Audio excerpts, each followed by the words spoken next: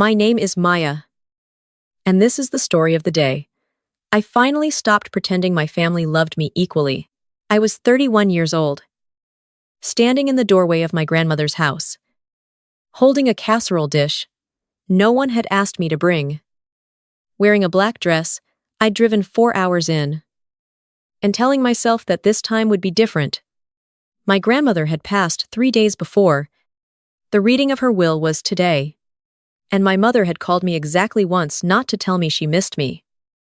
Not to ask how I was holding up, but to remind me to dress appropriately and not make a scene. I should have known then.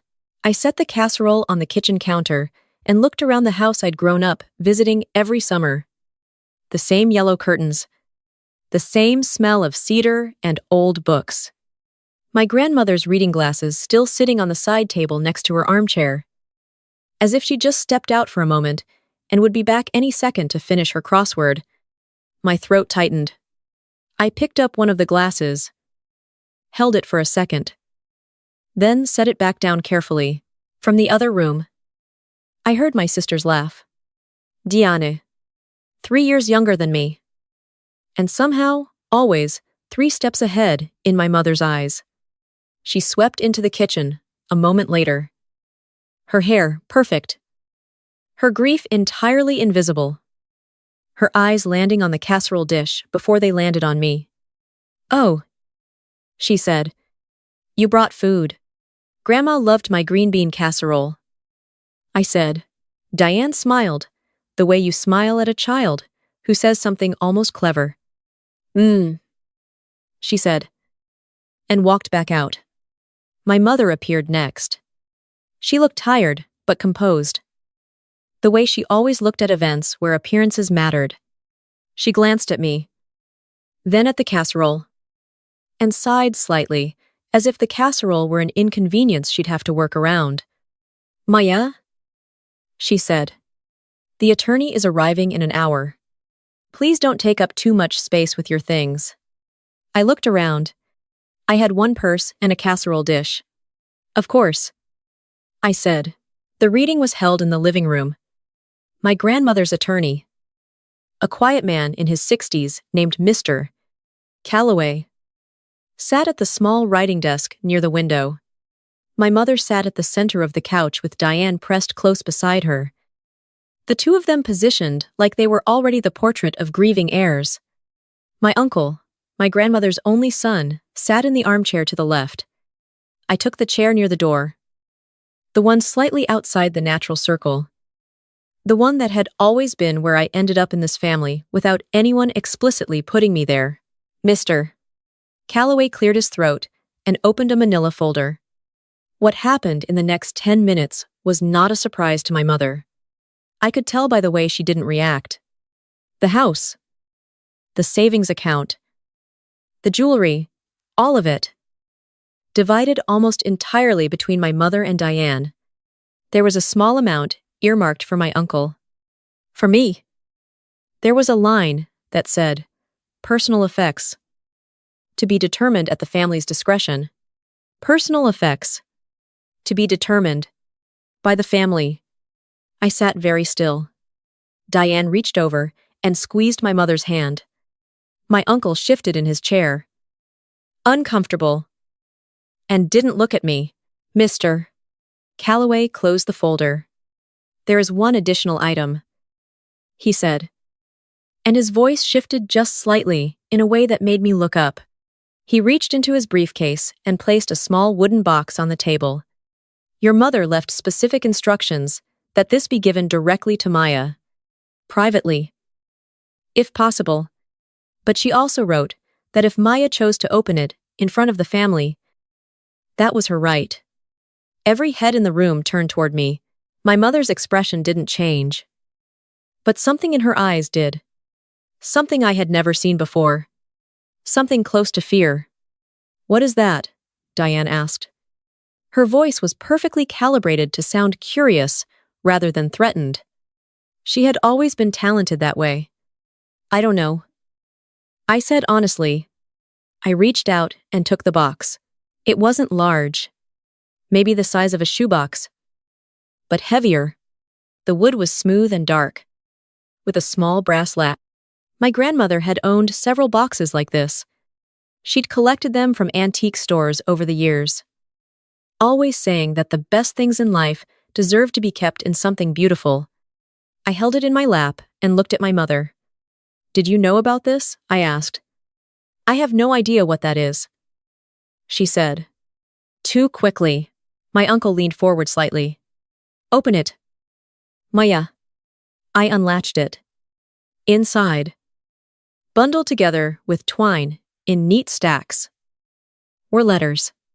Dozens of them. Maybe more. Each one was in my grandmother's handwriting, addressed to me in her careful, looping cursive. Some envelopes were yellowed at the edges. Some looked recent. The postmarks. And here was what made my breath stop spanned more than a decade. I picked up the one on top. It was dated 7 years ago. My darling Maya. I mailed this to the address your mother gave me, but it came back, returned. I'm trying again. I hope this one reaches you. I want you to know that I think about you every single day. I hear you got a promotion at work. I'm so proud of you. I wish you would call. I don't understand why there's been such distance between us. I love you so much. Please write back. All my love. Grandma Ruth. The room was completely silent. I picked up another. 5 years ago. Maya. Darling. I sent a birthday card last month and haven't heard back. Your mother says you've been very busy. I understand. Life gets busy. But I want you to know that your chair is always at my table. I keep a photo of you on my nightstand. You are so loved. Please don't forget that. And another. 3 years ago. I'm not well. Sweetheart. Nothing too serious yet. But I think about things differently when your health changes. I think about what I haven't said. I think about you most of all. I have been writing to you for years, and I wonder if you've ever received a single letter. Something tells me you haven't. Something tells me you would have written back if you had. You were always my girl who wrote back. My hands were shaking. I looked up at my mother. Her face had gone completely still. I never received these. I said. My voice came out steadier than I felt. I never received a single one of these. I don't know what you're talking about. She said. The addresses. My uncle said quietly. He had stood up at some point without me noticing, and was now looking over my shoulder at the envelopes in my hands. Some of those are my sister's handwriting. Those are delivery confirmations. Diane uncrossed her legs and stood up. Mom. Why don't we give Maya a moment to sit down? I said. She stopped. I had never spoken to either of them that way in my entire life. I barely recognized my own voice. I turned back to my mother. You intercepted her letters. That is a very serious accusation. Then, explain the return address stamps on these envelopes. Grandma sent these here. To this house. You were still living here when some of these were sent. I lifted a handful. 7 years. Mom.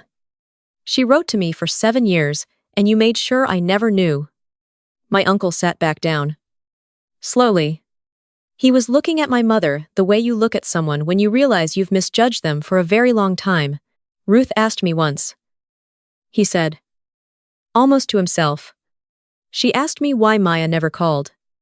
I told her, you were probably just busy. I didn't know. He paused. I should have asked more questions. My mother's voice hardened. Your grandmother was a difficult woman. She had her favorites, and she changed her mind constantly. I was protecting the peace of this family. Protecting the peace. I repeated. She was getting older. She got confused. I didn't want. She wasn't confused. I said. She was heartbroken. She thought I had abandoned her. She died, thinking I didn't love her enough to write back. My voice broke on the last word. I stopped. Breathed. Kept going. And I thought she had just drifted away.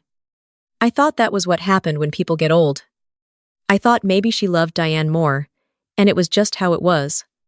I never questioned it, because it fit the pattern perfectly. Didn't it? Everything in this family follows the same pattern.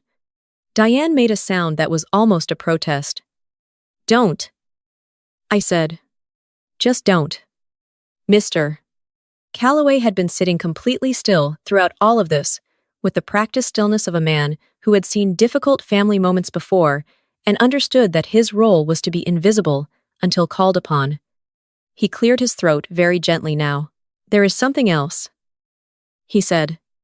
I wasn't sure whether to raise this today given the circumstances, but I think it may be relevant. He opened his briefcase again. Your grandmother came to see me privately 8 months ago. She was concerned about the will. She wanted to make changes. We drew up an amended document. He placed a second folder on the table. However, for it to be valid, it needed to be witnessed and notarized. Your grandmother passed before we could complete the process. So legally, the original document stands. He looked at me. But your grandmother wanted you to see this. She left specific instructions that you receive a copy, regardless of its legal standing. I reached out and took the folder. Inside was a handwritten note in my grandmother's shaky late-stage cursive, attached to a typed legal document. The note said, Maya, I have had reason to believe that my letters to you were never delivered. If I am right, and if you are reading this, then I want you to know the truth about how much I love you. The amended will leaves the house to you. I have watched you from a distance for years. Your mother gives me scraps of information. Never enough. And I know you are the one who would take care of it. You are the one who would fill it with life again. I am sorry for any pain this causes. I am more sorry that it may be too late. All my love. Always, Grandma Ruth. I read it twice. Then I folded it carefully and held it against my chest. The room around me felt very far away. My mother was speaking. I could hear her voice, but the words weren't fully landing. Something about intentions and legal documents, and how none of this changed anything. Diane had sat back down and was staring at her hands. My uncle was looking out the window. Eventually, my mother's voice came back into focus. I did what I thought was right. She was saying, I always did what I thought was right for this family. You decided what was right. I said, that's different. Maya, you decided Grandma's love was something you could manage. Something you could ration. I looked at her. Did it feel like protecting us? Did it genuinely feel that way? Or did you just not want her to love me more than she loved Diane? The silence that followed was the loudest thing I had ever heard in that house. My mother opened her mouth. Closed it. Diane looked up. For the first time in my memory, she looked genuinely uncertain. Not performing uncertainty. Actually uncertain. Mum, she said quietly. Did you keep Grandma's letters from Maya? This is not the time or the place for did you? My mother stood up. I think we should all take a break. We're emotional. Things are being said that, yes or no. My uncle said. He had always been a quiet man. Soft-spoken. Conflict averse. The kind of person who agreed with whoever was in the room so that everyone would stay comfortable. He was looking at my mother now with an expression that had no softness in it at all. My mother looked at him. Then at me. Then at Diane. She sat back down. She didn't say yes. She didn't say no. But the way she sat, the way something in her posture collapsed, just slightly, was its own answer. I want to tell you that what followed was a dramatic confrontation. That voices were raised, and accusations flew, and things were said that couldn't be unsaid. But the truth is, it was quieter than that. Quieter, and somehow worse. My mother began to cry. Not the kind of crying that asks for comfort. The kind that announces its own presence in a room and expects the room to reorganize around it. And I watched Diane automatically reach for her. Automatically begin to soothe. automatically stepped back into the role she had always played. The family snapped back into its familiar shape, like a rubber band. Except I wasn't in my usual position anymore. I stood up. I picked up the wooden box and tucked it under my arm. I took the copy of the amended will and folded it into my purse. "Maya," my uncle said. "I'm not leaving angry." I said. And I meant it. I wasn't angry. I was something quieter than that, and more permanent. I just don't have anything left to say today. I need to be somewhere that isn't here. "We should talk about this," Diane said. "As a family." I looked at her. I had loved my sister for 31 years. In the persistent, slightly desperate way that younger siblings are loved by the ones who remember the time before everything got complicated. I looked at her, and I tried to figure out what I felt. And what I found was something I hadn't expected. Not hatred. Not even resentment. Just a deep and tired clarity. "We will talk," I said. "Just not today." I picked up my purse. I looked at Mr. Breda Calloway, who had been watching all of this with the careful neutrality of someone who had earned his composure over many years of sitting in rooms like this one. "Thank you," I said, "for making sure I received the box." He nodded. "Your grandmother was very specific about that," she said, and I'm quoting her. "Make sure Maya knows she was always the one I worried about losing. Make sure she knows I never stopped looking for her." I pressed my lips together hard and nodded once. Then I walked out. I sat in my car in my grandmother's driveway for a long time. The yellow curtains were visible from where I was parked. A sparrow landed on the fence post near the mailbox and sat there for a moment before flying off. I opened the wooden box on the passenger seat and looked at the letters stacked inside it. 7 years. She had written to me for 7 years. Birthday letters. Holiday letters. Letters about the garden, and the neighbor's new dog, and the book club she had joined, and the things she was afraid of as she got older. A whole decade of her inner life. Addressed to me and rerouted away from me. And I had spent that same decade believing the silence was evidence that I wasn't particularly important to her. I had grieved the version of my grandmother, who I thought didn't love me very much. Now I had to grieve the real one. The one who had loved me the whole time. My phone lit up on the seat beside me. A text from my mother. "Please come back inside. We can work through this." Then one from Diane, "Mom. Didn't mean to hurt anyone. You know how she is. Let's just take some time and reset." I read both messages twice. I thought about the years of small adjustments I had made. The times I had shrunk myself to fit the space the family allocated for me. The times I had told myself that maybe if I was easier or lower maintenance or less sensitive, I would finally stop feeling like the spare. I typed back to Diane. "I know you want to smooth this over. I understand why. But I am not going to pretend today didn't happen. And I'm not going to make it easier for Mom to avoid the real conversation. When she's ready to have it actually ready. I'm not ready to manage it. I'll be there." I put the phone face down. I started the car. It's been 2 months since the reading. My mother has called 14 times. Some of the messages are apologetic in that particular way that isn't quite an apology, the kind that says, "I'm sorry you feel that way," or "I never intended to hurt anyone." As if intention and impact are the same thing. As if she can subtract the consequences by explaining the motive. Some of the messages are defensive. One of them was 17 minutes long. I haven't called back yet. Diane texts occasionally. Short messages. "Checking in," she says. I respond to those. Not warmly. Not coldly. I respond the way you respond to someone. You are slowly figuring out how to know in a new way. Because you can't know them in the old way anymore. My uncle came to visit me last month. He drove 2 hours without calling first. Which was so unlike him that I almost didn't answer the door. We sat on my porch, and he told me that he had gone back through some old emails and found a pattern he hadn't noticed before, times when my grandmother had mentioned sending something to me, and my mother had offered explanations for why I hadn't responded. He had believed all of them. He told me he was sorry he hadn't asked more questions.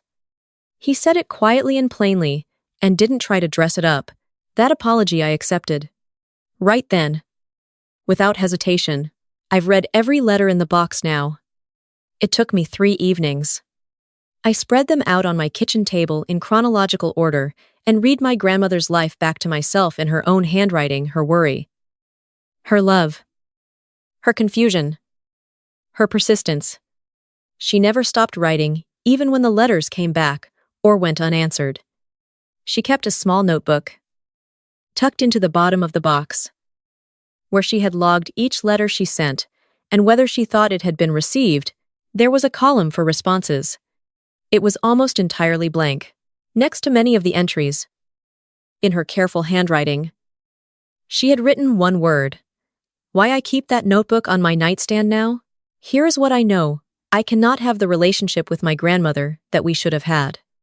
That time is gone, and I am not going to pretend otherwise. Because pretending would dishonor what she actually lost.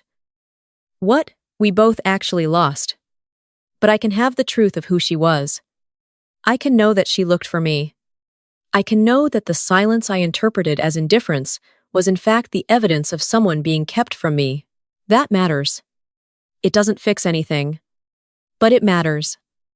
And here is the other thing I know. The thing I am still learning to believe on the days when it is harder to believe it. The love that was hidden from me was still real. It happened. It existed. My grandmother wrote it down in her handwriting and bundled it in twine in a beautiful wooden box and made sure that even if she never saw me again, one day I would hold it in my hands.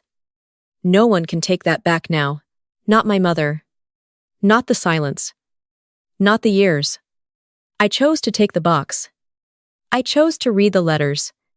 I chose to walk out of that house carrying the truth instead of leaving it on the table for someone else to manage. I am still figuring out what comes next. I am still learning how to grieve 2 things at once, the grandmother I thought I had, and the one I actually had. The family I believed in, and the one I actually grew up inside. But for the first time in my life, I am doing that from a place of knowing. And knowing even when it breaks, your heart is always better than the beautiful lie. If any part of this story landed somewhere real for you, drop a 1 in the comments. Tell me where you're watching from. Tell me your story if you want to. I read every single one. And if you're carrying something right now that someone else made you believe you didn't deserve, I want you to hear this clearly. The love was real. It was always real. They just made sure you couldn't reach it. You can reach it now. Start there.